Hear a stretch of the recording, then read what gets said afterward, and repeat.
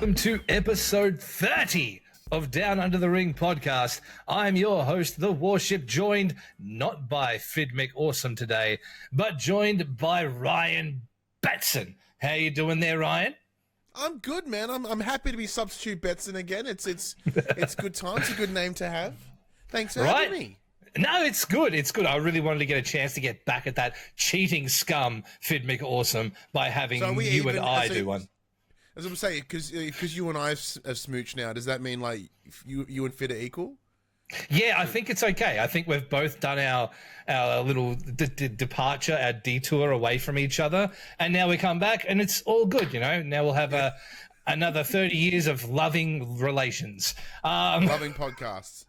On today's episode, we're going to talk about Sting's retirement, how crazy Darby Allin is, a bunch of other stuff, honestly, lots of WWE news. We're going to talk about the 2K release because you've got it, you've played it. It's awesome. I've played it as well when we went to that thing. Yeah, we got a bunch more to go on with. Diarrhea Dwayne. That's exactly why Fid's gone, by the way. He has a case of the diarrhea Dwayne. So unfortunately, yeah, it's right from his Dwayne all the way to his Johnson. Like it's messy down there. Oh, he's been torn from Dwayne to Johnson. Poor guy. Oh, jeez. It's going to be one of those podcasts. I can feel it already. Yeah, it's going to be weird. Let's go. My Ritalin wore off about 4 hours ago, so it's chaos brain.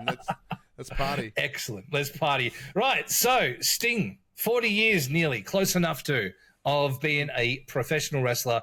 I legit think the very first match I ever saw, when I was a little kid, was a rerun of Sting and Flair when I was like super, super young, like 5 or something like that. So throughout all of my life, throughout my wrestling life, not you, who's been watching wrestling for 2 seconds, for years and years and years, it's always been Sting. Whether it's been, the classic American Sting with all of his awesome face paint and his blonde hair, or it was the NWO Sting, or it was the Wolfpack Sting, or it was the I watched so much Brandon Lee and the Crow Sting, all the way through to the evolution of like the Joker Sting from TNA, the AEW version of Sting, the one that we won't mention, which is the WWE. Yeah, there's that too. Let's not talk about the Seth Rollins Sting, because that was a disappointing time in wrestling, because, Sting was going to wrestle The Undertaker eventually. That's what we all think. And then Seth Rollins gave him that buckle bomb and nearly killed him. So I still kind of hope for that match one day. I know we're not going to get it. I don't think Sting's going to be Ric Flair. What do you think? No, I think he's done. Like, the fact that he has been reasonably consistent for that near 40 years, like, there was, like, small times away, but it's not like, he went away for, like, 10 years and then came back. Like, he's always sort of been around. Now, as you mentioned, because I have only been watching wrestling for, like 6 years now, like, really small. And it just, so, like, yeah. I don't have that legacy of, like, WCW or, early WWE or anything like that. So I don't have that connection with Sting, really. Even the majority of my knowing of him is through his AEW run. But he's always been one of the most, like, easily identifiable individuals. I look at that, and, like, even when I didn't watch wrestling, I'm like, yeah, it's Sting. Yeah. Yeah. And, like, that, just the whole look, and even, like, as he's done his AEW run, like, he's taken bumps like no tomorrow. I'm like, that's like a 55-year-old man. What the fuck are you doing? Where Ric Flair looks like a, fucking handbag left in the sun for too long. Really like, even does. when he got super kicked in this match, he's lying there and his neck is so fucked, he can't, the back of his head's not even touching the mat. Yeah. And then fucking Sting can do all the things that he did in general, and then also in this match. Oh, that moment too, speaking of super kicks, the we're not sorry and we don't love you. Look, I have gone on record saying I don't really vibe with the Young Bucks, but they did the honors. They really did. They made Sting and Darby Allin look awesome in the match. There was a lot of ridiculous stuff in there. Like, there were 2 guys in there who aren't wrestlers to begin with in Sting's sons. Which was uncanny. Yeah, legit. Like you look at those two and you look at Sting at those periods of time, like Steve Borden Jr. and Garrett, I think is the other son's name. And they just look dead set like their dad. Like unrecognizably so. Yeah, it was such a cool thing. And just seeing that like Faces of Foley kind of vibe out of Sting for like the last thing. And because it makes you think about it, you know, that retrospective. Obviously, WWE said no in the end to giving the footage that would have given them a much better promo package for Sting. Because the thing that's interesting, 'cause the thing that I heard was that they weren't asked, which makes no sense. Which is even crazier. So I'm kind of in your boat that it was a said no, but the other thing I heard was they never asked. So, well, why the fuck would you not ask? It's legit like your biggest icon. Like you've got this person, the icon. You've got this guy who's been around wrestling for 40 years. You're giving him 28, I think, and 0. He's like never lost, right? So in AEW, he's always come out on top. You're giving him his flowers. You're making it this huge thing. In fact, I heard that Tony actually asked Sting to stay on until Wembley. So they gave his last match at Wembley in front of like 70,000 people. And he said no. So you're giving him all these flowers. You're making him look awesome. I just feel like you'd ask. Yeah. Like, well, once again, yeah, exactly. So the logic there is they probably did, and WWE are petty and said no, because that's what they do. But look, for me, who's someone who coincidentally like got into like physical, like going to wrestling shows, the first shows I ever saw were deathmatch shows.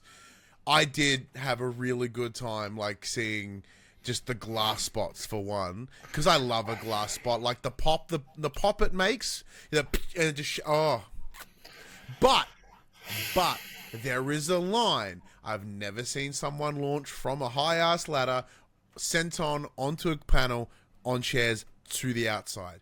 That is one of the most insane spots I've ever seen. I have to call it here because fuck me. This guy shouldn't be alive, right? He's done so many crazy things. The one issue I have with this is, yes, it was set up on chairs. If you watch the footage, he doesn't touch the chairs at all. What happens in the footage is he goes through the glass pane. There is no stopping of momentum, and he hits the floor. He is legitimately falling from 18 feet in the air. If you watch the ramp angle, you see his hip hit one of the chairs like a little bit. But it does, then, all that does is add more like torque. It's not. There's no stopping that momentum. He's literally jumping from like 18 foot to the floor from the outside. Never mind the glass. Like, that is the most ridiculous shit I've ever seen. And I've seen a lot of ridiculous shit. Like, I do not know how he didn't just completely break every rib in his body, didn't break his back. Like, that's crazy because we know that AEW doesn't have the padding that WWE does around the ring. Like, it's not anywhere near as thick, right? It's like gym mats. And that's a fall, man. That's a fall. Like, full credit to Sting for going through tables and all that kind of stuff. But that one thing is ridiculous. And I honestly don't know. I was discussing with a few of my wrestler friends. I'm like, how is he alive? Like, yeah, like I was trying to do the same thing. Like I said, once again, working in the deathmatch space, I'm like, okay, I have an understanding of like how to do many of these things relatively safely. Because like glass, you know, it's the bathroom screen doors, right? They're designed to shatter into little pieces. But when you hit them at like small distances, you're fine. But when you launch yourself at them, like, the novelty of them is they kind of look like they're surface level cuts, right? So they're not too bad. The speed at which you hit that, then the mat, that is inside you. Yeah. Hot, no, he wasn't just lacerated. That was sexual. Yeah. Like, that was some quadruple. Because I said, I don't know how I can't comprehend how he did that remotely safely. Like, as you said, he hits that at such a speed. They're like, I'm surprised he hasn't got a shoulder out. Like, his spine's not fucked. Like, yeah, he looks like a lot of lean muscle, but can only do so much. Yeah. No, it is just... I don't know. all over penetration, and I don't know how he made it through without... Like, he bled instantly. Like... Oh, he immediately. bled all over straight away. I just think that it was crazy. I think it might have been unnecessary, if I'm honest. Yeah, it's awesome to have like a big spot for Sting's final match, but man, you could have had just a good wrestling match. Because Sting not super known for deathmatch. No, like I love it because it was exciting, but I agree with you in that like you could have got a similar result on something less gnarly. Mm-hmm. Yeah, I just, man, like it's like you look at the Dudley Boys, you look at Bubba going off at the WrestleMania, going off the ladder inside the ring to the floor. I think it was Matt Hardy as well, and they both, as they get into the thing, there's like 4 tables set up, and they go through the 4 tables, and it looks gnarly, but honestly, it's safe as houses because they're jumping from a foot away from the table and they're going through a table, and there are 2 tables. One breaks your fall, the second one breaks your fall even more. You're only falling about 4 feet, realistically speaking. It looks really gnarly, but it's not so bad. This was just a straight up fall from the ring to the ground, which is crazy. And if we don't stop talking about it, I'm not going to stop talking about it because, yeah. So obviously AEW now, which cool thing is that they won. So Sting and Darby Allin won. He didn't have to see the lights on his way out, which is tradition for a lot of wrestling. He actually got to stand tall for the end. And now, yeah. I mean, if anyone deserves it, it's Sting, right? So he got to have his moment, and now he gets to ride off into the sunset. And the added advantage is Tony does one of his favorite things ever, which is a tournament. So it's win-win everywhere. And he got to, I didn't know, so when they showed the promo at the end and he called out Tony, I was like, I get it. Thank you, Tony. I don't know why he had to get to the ring and cut a promo at the same time. Could have just said thanks from up on the apron and left it at that. But I think overall it was really well handled. I've got nothing but love and respect for Tony for doing it. I think it was probably one of the better shows of the entire year already, probably for the last 6 months at least. Because I haven't actually actively watched AEW in a little while. Like, I don't know what it is. It just kind of fell off for me. But yes, especially leading into this show, I was like, eh. And then because I wasn't watching it live, I'm seeing all like my Twitters starting to go up. I'm like, oh. And then like there was the Ospreay versus Takeshita, and I'm watching the clips going, I got to change my plans. Yep, gotta start watching AEW. That is a very early match of the year contender, honestly.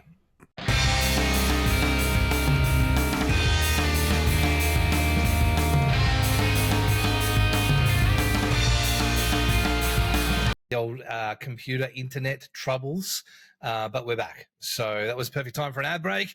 So I hope you enjoyed that ad. I don't know which one it was. I'm going to have to put this together because Phid's not here and he's been doing all the work ever since my computer exploded. Damn, whatever that ad was, boy, do I feel influenced to go and buy it. So should you. Hey, it was probably WWE Shop. You should go there. The link will be in the description below. Hey, that's a cool shirt. I could get an updated WrestleMania shirt. You could for this year. Yeah. And speaking of WrestleMania this year, what a great segue. It's almost like we've both been doing this for years. Right. So, 6-man tournament. Adam Pearce, my homie, comes out and he's like, 6 people going to fight because there are so many people who deserve a shot at Gunther because Gunther is just unstoppable, but secretly it's because Brock Lesnar likes piss and now we need a new match. It is exactly the reason, but fuck. So now we got Sami Zayn, Ricochet, our boy Big Bronson Reed, Shinsuke Nakamura, JD McDonuts, and Chad Gable in a 6-man gauntlet match next week on Raw to determine who faces Gunther at WrestleMania. I am miffed that Sheamus isn't in that list. I miffed the fucking. We got Bronson Reed, but we got, which I love. I'm happy with that. I want Bron Breakker in there. Yeah, well, they were gonna. They did temporarily substitute him for Brock Lesnar. Well, that's what I'm saying, because I think he's insane. So that would be dope. I think it's like, what is it? It's 26 miles an hour. I think he hits the ropes to hit the spear. Is like that, like, because that's what you need in order to. If they do want to have Gunther lose it, which I imagine they do, it maybe not at Mania, but it's sometime soon. Like, just get Bron to cut him in half. Done.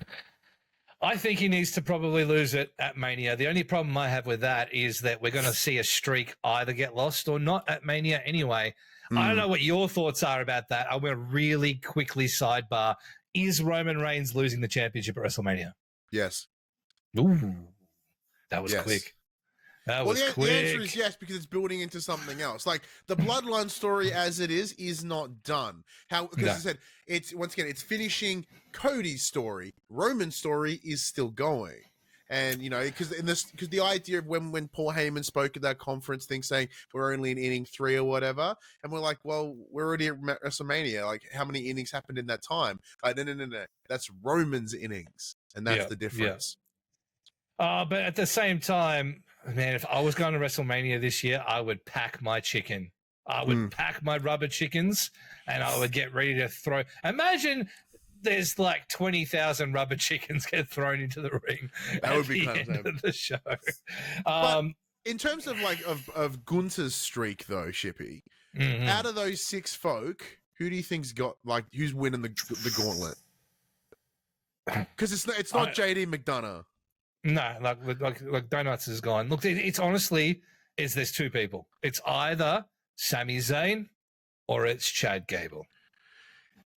I think it would be Chad, because he's the only one. They ended in like what, a count out last time. Well, technically, it counted as him winning, so that's enough. You know, like. And like Sammy's like, because the idea was that everyone in this has kind of had a, you know, intercontinental run at some point, except for McDonough and Bronson. And what Sammy's intercontinental reign was kind of okay. It was the one where it was all like conspiratorial or whatever, and it was fine. But I do like what Chad Gable's been doing. He's fun, and like he'll do some good technical shit, and he'll get chopped the shit out of. It'll be awesome. My only concern with Chad Gable is I think the moment's gone. I think that when that 3 weeks where he was going after him constantly over and over again, if the streak wasn't there to beat the Honky Tonk Man thing, I think he would have beat him there. But now my concern is that it's done, and Sammy has been clamoring over the past few weeks. I need my way to WrestleMania. I need to find a way there. I could even see Sammy doing a bit of a heel turn leading into Mania. I could see getting close to Chad and Sammy as the last 2 in the match, and then Sammy just low blows him right, like, you know, like behind the referee's back, and then it leads to Sammy winning. By any means necessary, I'm going to be at WrestleMania. And because Gunther's already getting those cheers, already getting those like reactions of like, we kind of like you because you just mess people up. You just fuck people every time you do this. So he's already getting those kind of semi-face cheers. Imperium as a stable, massive heels. Gunther, most of the time, massive heel. Well, but everyone respects him. I did similarly. That is Ripper's in the Judgment Day. When she's with Judgment Day, she's heel. When she's just champion Rhea, she's face. Yeah. So, interesting. Look, there's a good dynamic there. And I think a heel Sami Zayn would give him the refresh he needs. And that's true. Even if Sammy doesn't, like, do you reckon he wins, though? I would like to see Sammy get something soon, because if he doesn't, he's kind of done. Like, we're like, getting to that point. Bloodline run, you know? Well, realistically speaking, I spoke about this a few weeks ago on the podcast, and I was saying the people who really, really got screwed over last year, it was Sami Zayn, because last year everyone was like, oh, Cody Rhodes coming back, yay! But also Sami Zayn just had this epic moment where he smashed Reigns and we got to this big thing. And then he ended up being in a tag team main event of night 1 of WrestleMania. And it felt like a consolation prize. So I'd be pissed off about that. If he turns heel, I'd be mentioning that. I'd be talking about it and say, look, that was my time. You stole my time from me, and you know who didn't give a shit? You. All of the people. You didn't care. You were just like, oh, yeah. Oh, like you were just like, yeah, let's go. No, fuck you.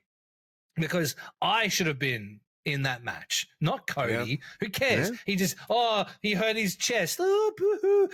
I come from a different company. Please give me everything. No, fuck you. I've been here this whole time. And what do I get? The tag team match with my best friend who just power bombs me onto shit every chance he gets. Like, there's so much you could do from there. So much. It'd be really easy to draw that in. I'm 100% in now. That's my answer. Right? Yeah. That's it. It's Sami Zayn for me. Yeah. I would love to see Chad be the guy, but I just don't think he is. I think the time is done for now.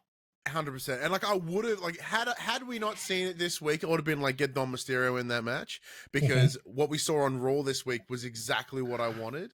It was perfect. It was him being this little chicken shit teenage energy piece of garbage and just doing the chop and run and then just ducking and weaving, dodging Gunther's nonsense. But the second he grabbed him, he just turned him inside out.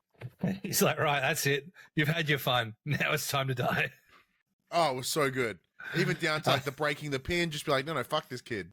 Yep. And look, it's perfect because Dom fits that role in a way that JD will also fit that role in the gauntlet match.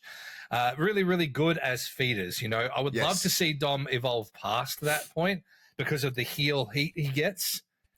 Yeah. But for now, and there's another thing to lead towards the Sammy thing too. You put Dom in the ring with Gunther, and the heel response is a little cerebral, a little tiny caterpillar in your brain because you're booing Dom, you're not booing Gunther.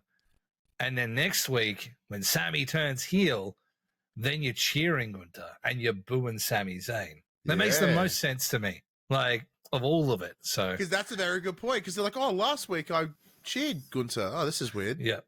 Hey.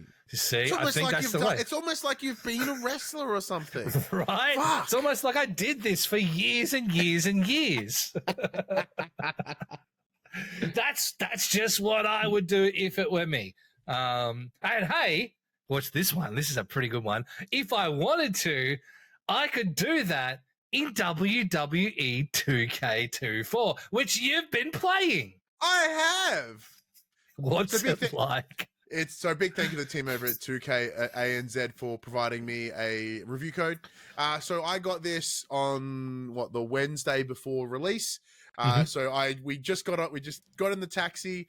We were getting to the airport, heading back from your neck of the woods over in Perth, and I was bullshitting in the car, being like, man, I was talking about with the event that you and I went to, and we got to play it hands on, and I was like, oh man, because I couldn't talk about it even to my my partner and my mate. In my head, I'm like, oh man, I'm the GM mode. I'm gonna do this with the thing. I'm like, oh man, there's all these tactics that I know that I can't share with them because sworn to, because the GM mode hadn't been discussed about then. I was like, all right, how can I fuck these guys over when I get this code? And we play GM mode for the first time.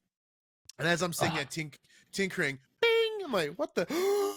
And start hyperventilating in the taxi on the way to the airport. Be like, how quickly can I claim this on my PlayStation so that I'll trigger it to download. So when I land, 1,000 years later, because time zones are dumb, I can come straight in home and just go bing, which is exactly what I did. And from then until until today, because I'd be playing it right now if I wasn't chatting to you. Yeah. But I guess outside of the experience that you had with it just before Chamber, what do you got? Shoot me some questions. Do you want some overall thoughts first, and then break it down into its parts? All right, so my first question, because I've played it a little bit, but I don't really have a lot of a vibe for how it actually plays. I played the last one last year's. We were given a code with thanks to 2K on that one as well, over on twitch.tv/TheWarship. Go there, subscribe, do those things. But Yeah, I played it, loved it. It was awesome. And then, I don't know, is there a huge difference? I suppose, because that's a question that consumers will want to know. People who are watching or listening to this right now, they'll want to know, hey, guys, don't bullshit me. How does it feel different?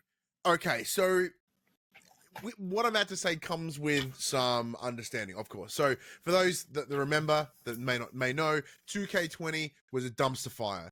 The main reason being that the team Ukes separated from 2K halfway through development, putting it in the hands of Visual Concepts, the team behind NBA 2K.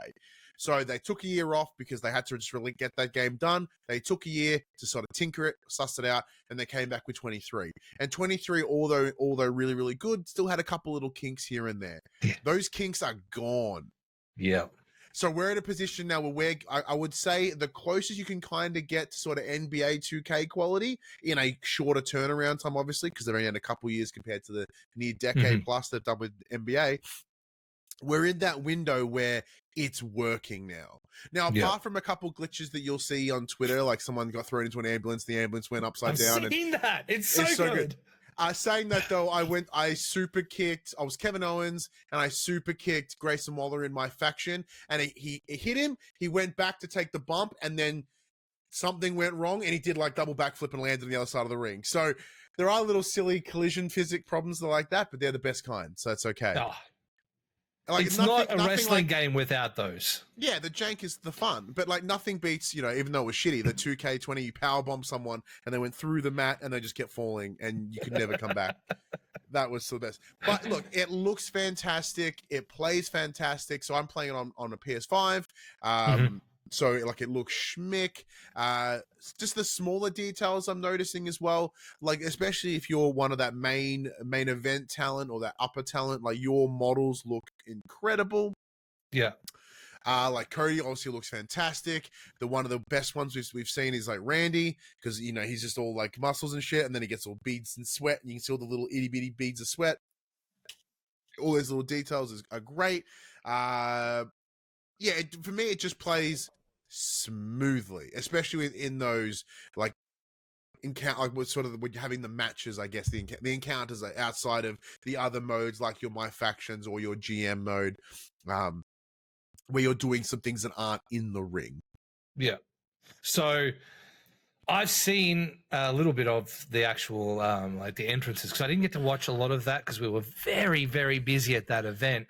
Yeah, I saw a video yesterday of Bray Wyatt's entrance, and it seems like a little thing, but inside the Fiend mask, just here, this little patch of skin, it looked real. Like, it didn't look fake, like at all. And that's such a weird thing to say. It's such a minute detail. Yeah. But that combined with his shoulder and the way that he was moving, I don't know who did mocap for it. Do you have any idea who did the mocap this time around? So previously, LA Knight, coincidentally, has been the main mocap individual. So I'm not quite sure whether they had someone do it or they rotoscoped essentially Bray's entrance, because I imagine you'd really want to nail it. Like, it's possible that, say, Bo Dallas came in and nailed it, because obviously, relation, similar body types. Yeah, I was just curious. Like, I wasn't sure. And you know what? In terms of specifics, I can't confirm. We haven't done it for a while, but based on that alone, editor, who's me, run the LA Knight moment of the week. Let me talk to you.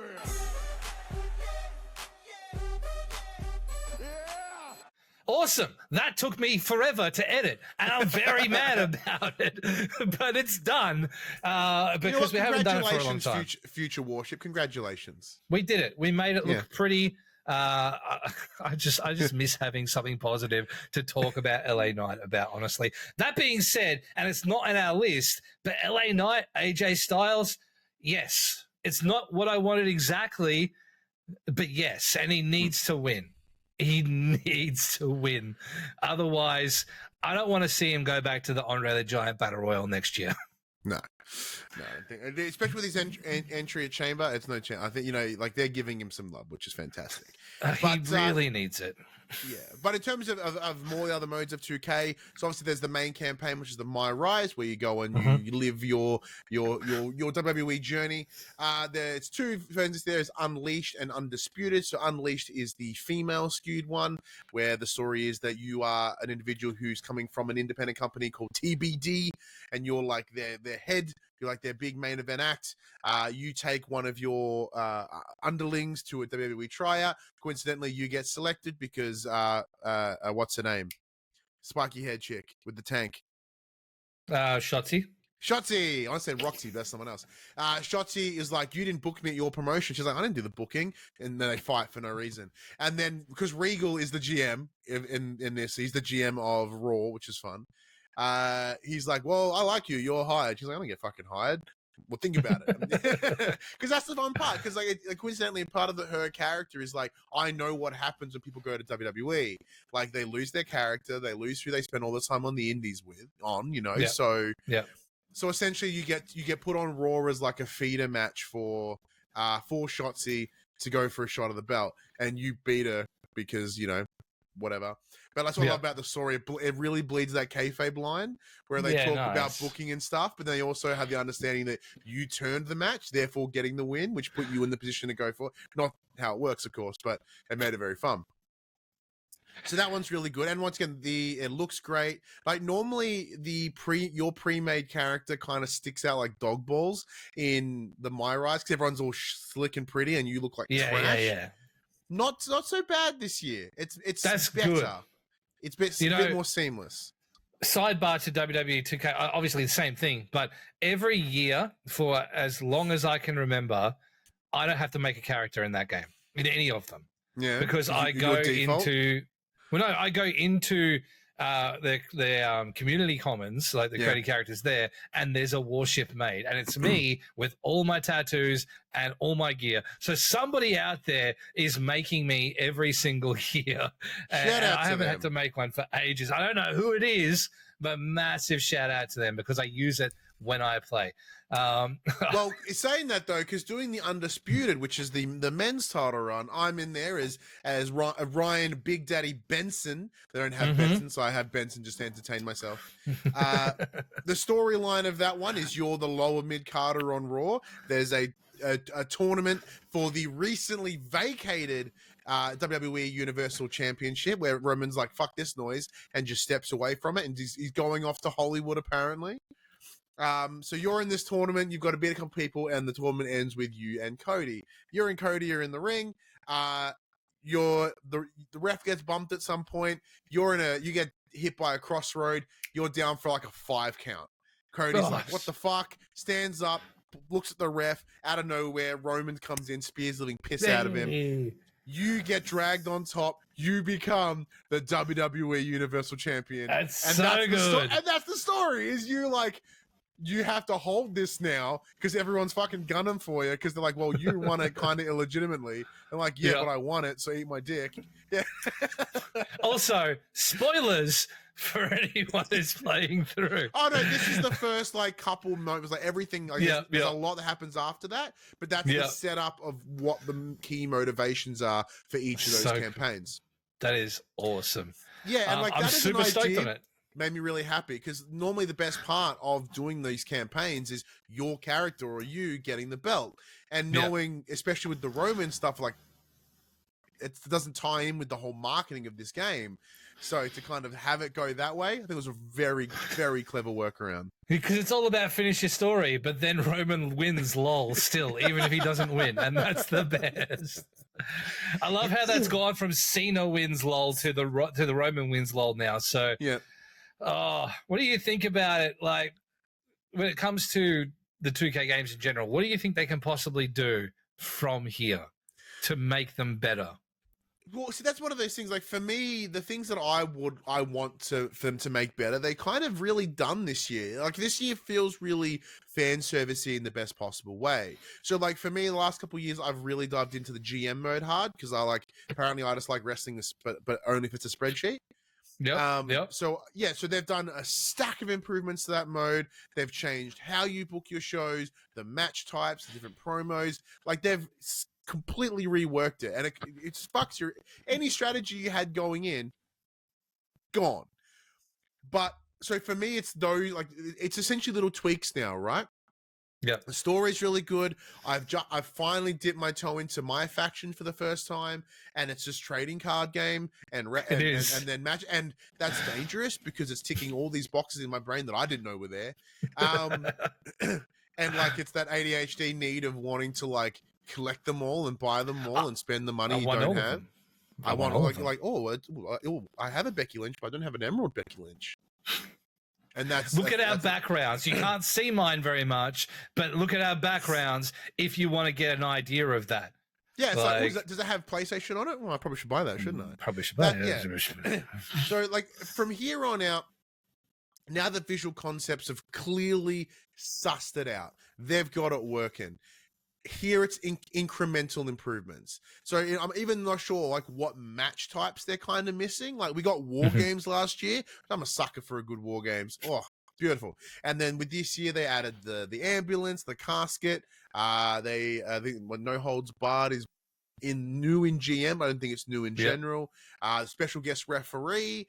Like the only thing we're missing is like I don't know the Punjabi prison, I guess, but we're probably not going to get that. That's the best match of all time. Why can't we have that now? Like, is there any match stipulations that you haven't seen that you think there should be in there? Like, personally, I would like bigger match types in the GM mode because currently it's capped out at like 4 individuals of the ring at any given time. But I think that's just more of a back-end calculation thing rather than a actual limitation of the game.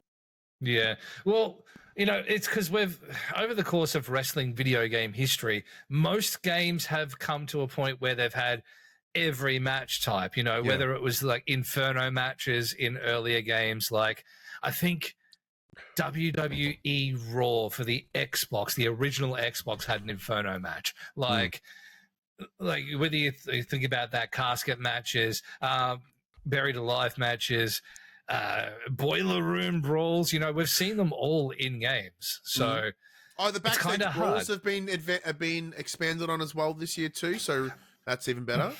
I just want to climb back onto the SmackDown fist and jump off it like we could in Here Comes the Pain. But what about TLC? Obviously you can't do it when you got 4 in the ring, so you need 6, right? Yeah. So one of the fun parts as well, you want about like TLCs and sort of those crazy match types, you can now throw things, which is stuck. If you want some awesome videos, go to Twitter, watch Piper Niven just absolutely yeet a fucking bin at Isla Dawn and just blow apart her face. Like the game's whiplash, like because she's just standing there, and the second that bin hits her, like it just whips her neck, and like it's awesome. You can now like grab a microphone from under the ring, so you bung that. You can intrude. I think it was sort of brought in through Zelina Vega, especially heading into the show in Puerto Rico. You can get a thong from under the ring and whip it and like whack him in the noggin. I just had a thought. Give me a real Australian character. Oh yeah, legit. Somebody who hit someone with a thong. As a quick aside, Ozzy Osbourne, that was an Australian wrestling character. It was TNT. When he went to Japan.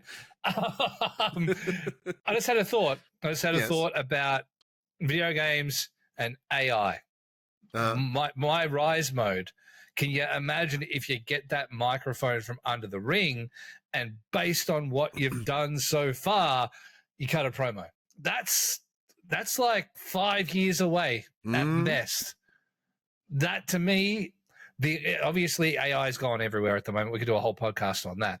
But I think that the inclusion of AI programming into games is the next logical step. So I would love to see a situation where I don't have to be war or something like that, because they'll actually have the full name. So like the idea of like AI being able to pick up even that back end of it, to be able to say every word you type rather than, you know, you've got 50 words you can choose from for your name or whatever. But then extended to that, like midway through a match, you've had a match previously the last week with Kurt Angle, right? I don't know. I just love Kurt Angle. I want to include him in love everything. Kurt Angle so much. Shout out to you, Kurt Angle. You're my favorite. The human fucking thumb. Oh, mate. You know what? Hey, Kurt, you know what you get? You get 2 Kurts right there. Boom. 2 Kurts right up. And he'll pull that face there. But no, honestly. So you've had a match with Kurt. You knock someone down, Great Khali. You knock Great Khali down because we were just talking about Punjabi prison match. You get out of the ring, you get the microphone out, and you start talking about how you're going to whoop Kurt Angle's ass again like you did last time, but first you got to deal with this guy. The inclusion of AI in that, the idea behind that, man, there's something cool about that because there's always been a part of me that when I play through like my Rise modes or my GM modes or the story modes in older wrestling shows or games, I would always like treat every episode that you would record, like from a game point of view, I would have to backfill with my own little promos and my own little stories. Back when I wasn't a wrestler, back when I was trying to, learn more about it, I guess. So that the idea of it being able to do it for you, I think that's not too far away. I see. Like, I agree with you. I think that the fun of that would be, say, when you, pardon me, because whether it be in this game or in other games I've been playing recently, the voices of the characters always throw me because I try to build me for funsies, and then it sounds not like me at all. Is very frustrating because it's jarring. So it'd be awesome because obviously with the PlayStation 5 there's a built-in microphone in the controller. As you head into my Rise, it goes, "Hey, can you please read the following?" You read these like sequences of words, and then it picks up your voice, and then in the game it starts replicating your voice. So you're in Australia, my voice identifies me. Yeah, exactly, kind of like that. The quick brown fox jumps over the whatever, and it's like, oh, okay, cool. We have your voice map, and then we can do that. And then the same way that you can throw that in. Next thing Samantha Irvin is saying Ryan Betson correctly. Like that would be cool. Obviously, that's going to affect individuals, those that have like voice actors as their jobs, and that totally sucks. But the idea is pretty cool, though. Would you not be keen on it though? Having to say, I would say 50 lines during the creative character process, if it meant that my character would speak more like me. Yeah, that would be the only downside of that is you have to be really careful because if the game will pick up whatever you say at it, next thing you know, you've got characters with like really fucking shit names. Yeah. Kind of like Diarrhea Dwayne Johnson. Good segue. Terrible idea though. Garbage idea in every single way. What a shit fucking promo. Look, I get it. My problem with The Rock, and I grew up watching The Rock. Oh my God, would you shut up? It's Phid. Phid, I am recording the fucking podcast. Please piss off. Send. Oh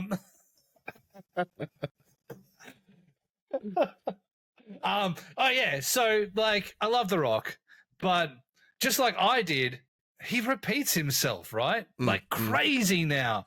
He'll go on a tangent. Oh, The Rock did this and this. Oh, the Cody crybabies. And then he'll get back. He'll be like, and then The Rock did this. I'm like, you just said that. Like, well, that's why it was a 21-minute Instagram video. Oh my God, I don't have 21 minutes to do anything. No, I don't have the attention span for that shit, mate. I wish I did. I did watch it.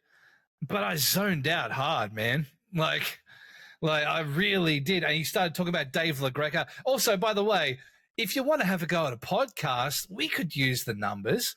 Yeah. Call me names. I don't care. Whatever. It's fine. Fuck you, Rock. You could be like Downunder The Ring. Is that like the taint? Like there you go. I fucking wrote it for you. Do it, Dwayne. It's just like what The Rock would say too. Oh, Downunder The Ring. Like the asshole. Like the bit between your balls and your asshole.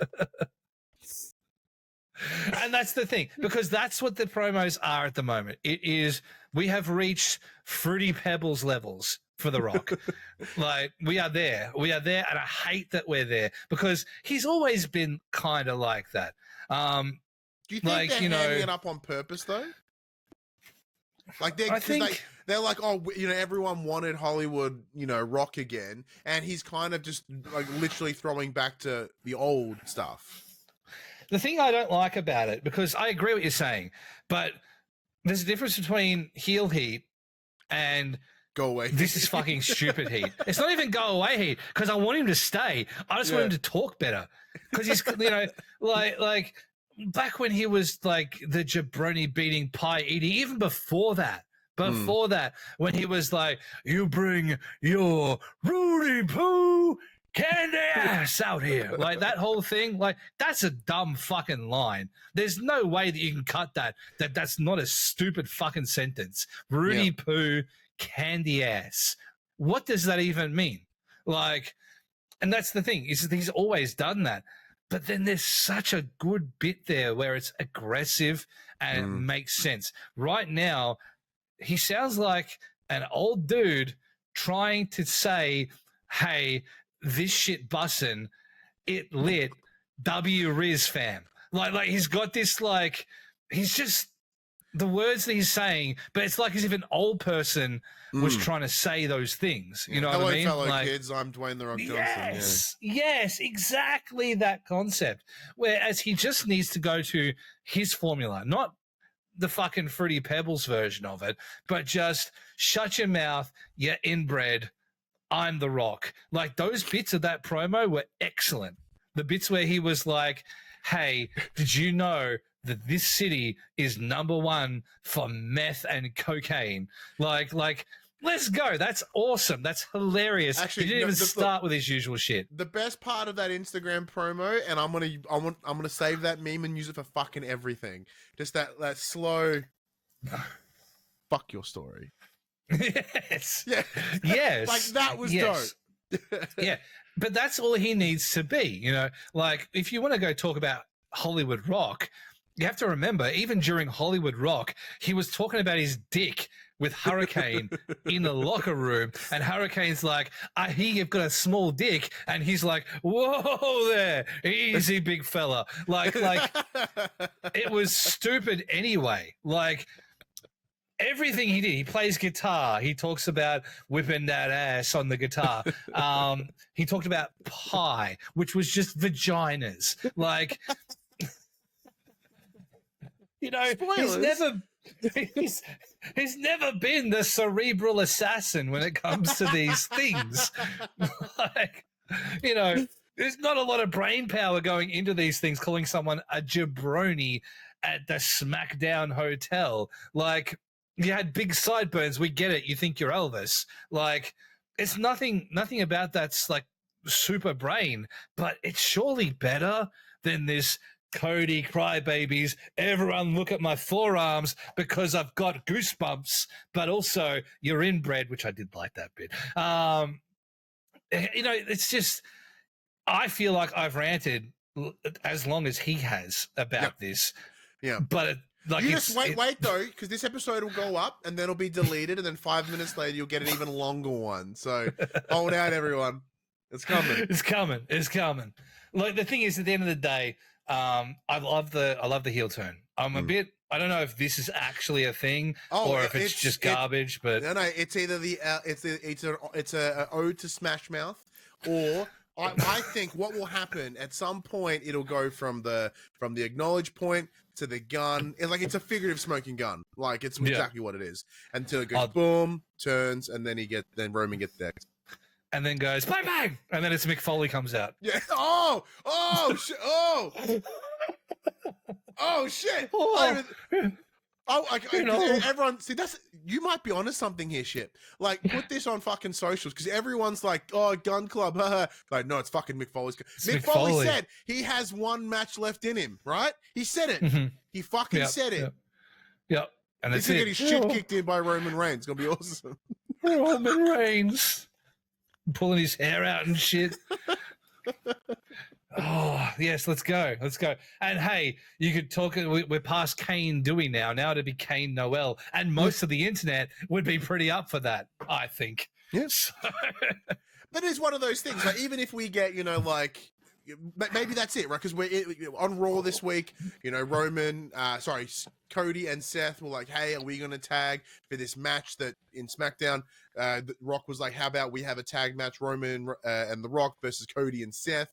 But what if, you know, Seth's like, he said, "Yeah," but like he's busy beating up Drew. But what if he goes, "Nah, I can't do it anymore." In comes Mick Foley for this tag match.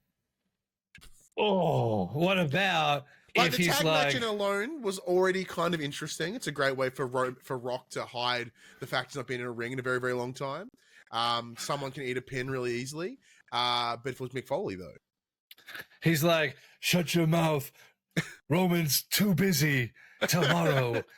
So I got a replacement. And you get corporate Mankind. You get full, he's got the suit and tie on. He's got the same $500 shirt on.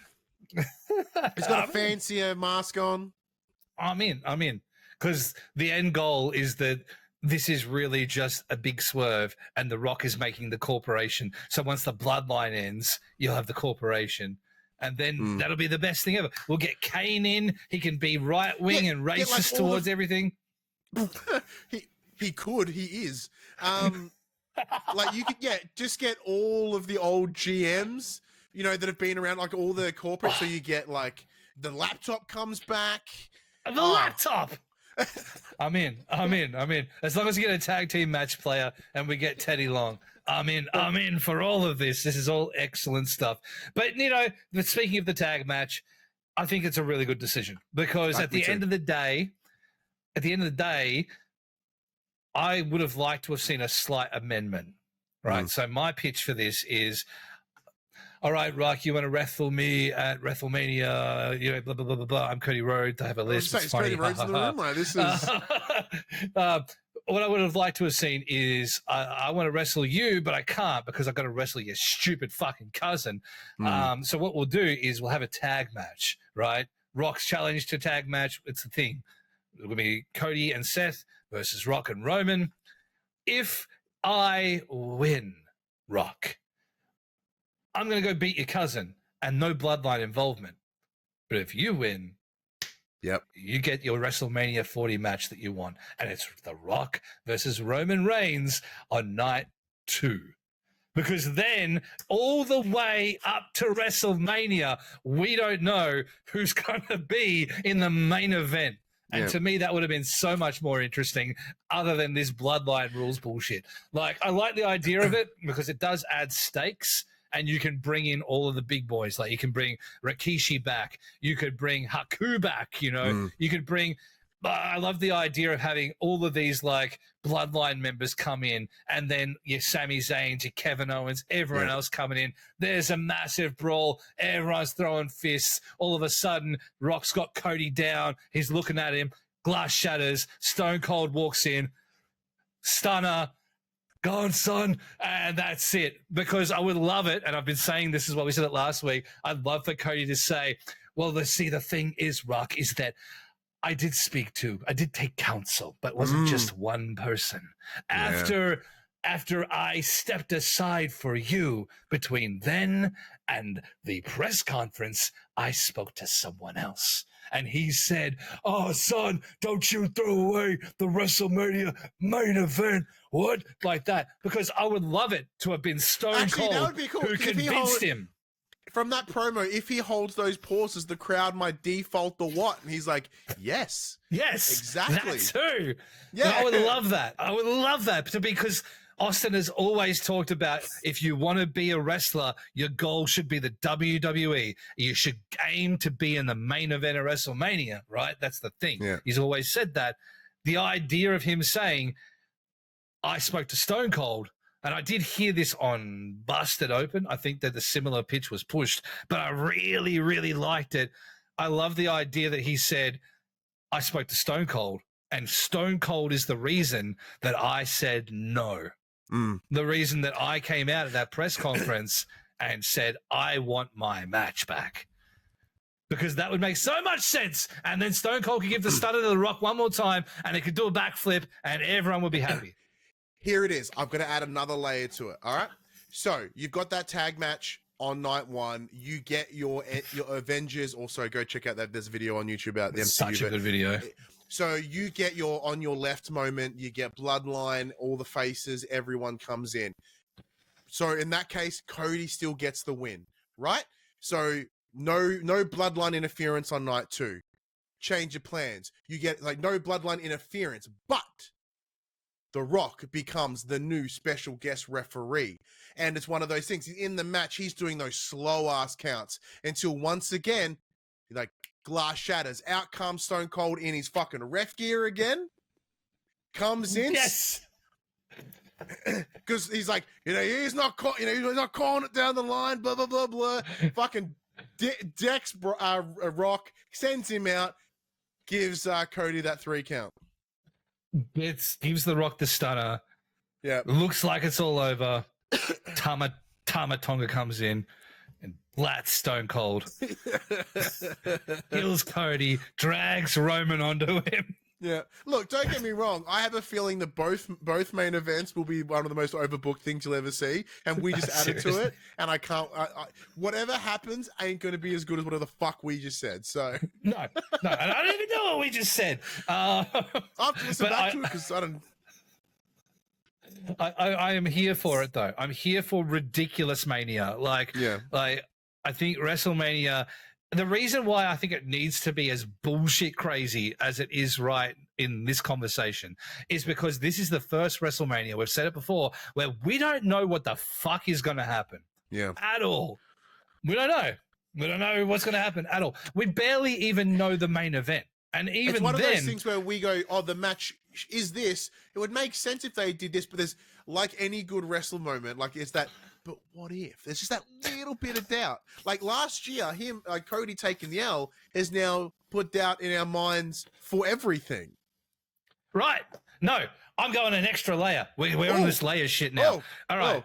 I love your idea. Let's throw it in the bin, but we keep some of it. Your idea's great, but it's fucking shit. We're changing. Rock is the special guest referee. Like you said, he's being a piece of shit. Like you said, he's got it to a point where Roman's about to win. All of a sudden, cult of personality hits. Oh! All right. Yes. Okay. Yes. CM Punk comes out, gives The Rock go to sleep, rips his shirt off, has a referee shirt. Cody hits Crossroads. 1, 2, 3. That is dope. But because I don't think he's hurt. I was going to say, wouldn't you think he'd get involved in the Seth Drew match instead? But wouldn't it be... He wanted to be in the main event of WrestleMania. He did. Is that not the main event of WrestleMania? What if it goes the other way? What if we get my version where The Rock comes out? Sorry, Stone Cold comes out. And then he goes for the pin, next thing, and then he comes out, gives Stone Cold a GTS, and then and we'll just get ref after ref after ref, like, for no reason. Yes, a normal referee. Earl Hebner slides in for no reason. We get Bryce Remsburg in from AEW, slides in, gets the 3 count. Let's do it. Let's book it. It's going to be ridiculous anyway. Dustin Rhodes comes in as a, and they're like, "What the fuck?" And then AEW ref comes in and goes, "No, mate," takes him away. Come on, man. You're in the wrong venue. You're a bit Dustin. Confused. Come on, let's take you back. Come on, let's go. Shh, it's okay. No, it's okay. Nia Jax didn't steal your gimmick. She just wore your clothes. Come on, shh. Yes, you did. You did make it look better. Yes, you did. Good. All right. I like it because I don't think Punk's injured. I've been saying it for ages. I think it was a partial tear, and I think he's coming out either way at WrestleMania, whether it's at WrestleMania or the next night. I just think it's true. You won me. You won me over. Yep. I'm all for it. I'm all for it. But that is the prediction that I would like to see because it's so convoluted. And the reason I want to see it is because we have gone through probably, in truth, the most fucking ridiculous 6 months of professional wrestling ever since CM Punk came back. The most ridiculous time. Even before it, because we were like, is LA Knight going to get the shot? Is Drew McIntyre going to get the shot? What the fuck is happening? Who's going to wrestle Seth? And then you hear Cult of Personality, and you're like, well, fuck, all of my plans are out the window. So ever since then, I have had no idea what's going to happen. Thankfully, WWE has taken the most logical way in almost every situation, but it's still the fact that it is the most logical way and it still surprises you. Yeah. They're doing such a good job. There is a reason Trips won Promoter of the Year last year, because he fucking deserves it. Straight up. And that's one of the biggest complaints you hear on like the internet wrestling communities. Oh, it's predictable. But they always ask, they never get what they, they're like, when they get what they want, they go, so like one of those things, like a good wrestling match can still be, or a good wrestling show or whatever can still be predictable and you can love it. Like once again, AEW, we knew Punk was coming, still amazing. That WrestleMania, we knew Cody was coming, still amazing. Yeah. You can't be mad when it's what we want. And look, even the Rumble, because we were like, oh, who's going to win? It's probably Cody. It's probably Punk. They were the last two. Made the most sense. And we got the winner that really ultimately was the right decision. Because you could have put Cody in at Chamber and he could have won there. But back-to-back Rumble winners, there's like 5 people who have ever done that. Yeah. And it's one of those moments of, because the challenge with a Rumble is that that, I don't know, 26 of them ain't going to do shit. So, like, to have it end with Punk and Cody and you're like, I don't know how it's going to go in either way, I'm fucking in. Yeah. Because ideally, if Cody didn't get hurt, if Punk didn't get hurt, you knew he would have been in that chamber and he would have got that spot and he would have taken on Seth either way. And then we would have had an awesome WrestleMania match, but I think what we've got is really, really solid too. They've done a good pivot. I still don't think he's actually hurt, but they had to pivot hard into Drew. Yeah. And now that I think he's probably better, they have to pivot back. So I would not be surprised at all to see Punk be the reason that that Cody either wins or loses at WrestleMania.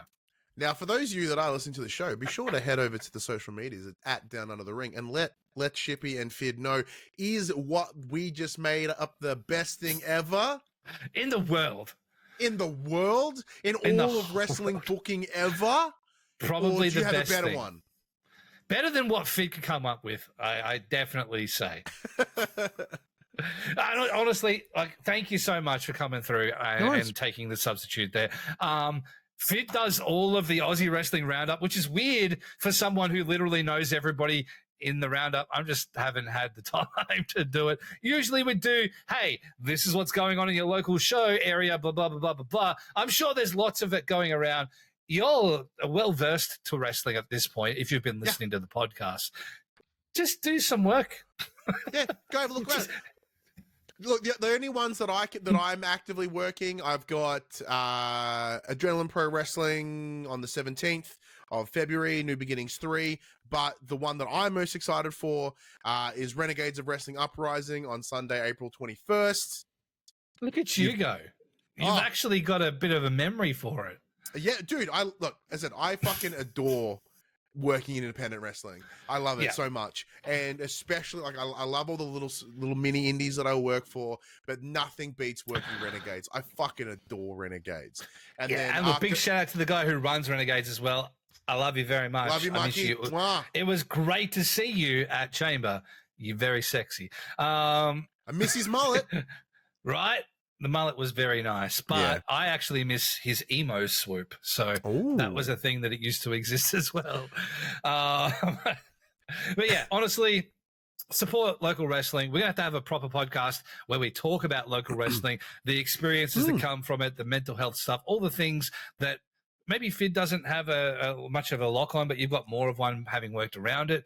I'd love to do that. I've wanted to do that for a little while. We just haven't really found a place for it yet. So maybe we'll get together again. Yeah. If you guys liked having Betson on there, let us know. Let us know, because I'll have him back. We could do this more often. We can just, fire Phid. Or at the very least, we can do another podcast along the way as well. Every now and again. Pay-per-view predictions or something dumb, or when we want to a fantasy book nonsense, but if you did like this episode with me on it, first of all, you do have to ask yourself, what the fuck is wrong with you? And then follow it up with, it was all right, eh? Yeah, it was all right. It was not too bad. Not too bad. We had to pick someone a little bit less sexy, which, is why. Look, one thing I can nail is less sexy. And plus, you don't have the accent either, and you know that's the other thing too. So you can't say. The only challenge is like because Phid is like he's got like he's the toned energy, and you're like the high, and we're both high. So this is a fucking a lot. It's just chaotic. Yeah, it's just chaotic. And hey, chaotic evil, chaotic good. Either way, it's been a lot of fun. It has. Thank you very much for being here. Thank you for listening or watching. And as always, we'll see you down under the ring. That's the taint. Perineum. Oh, no!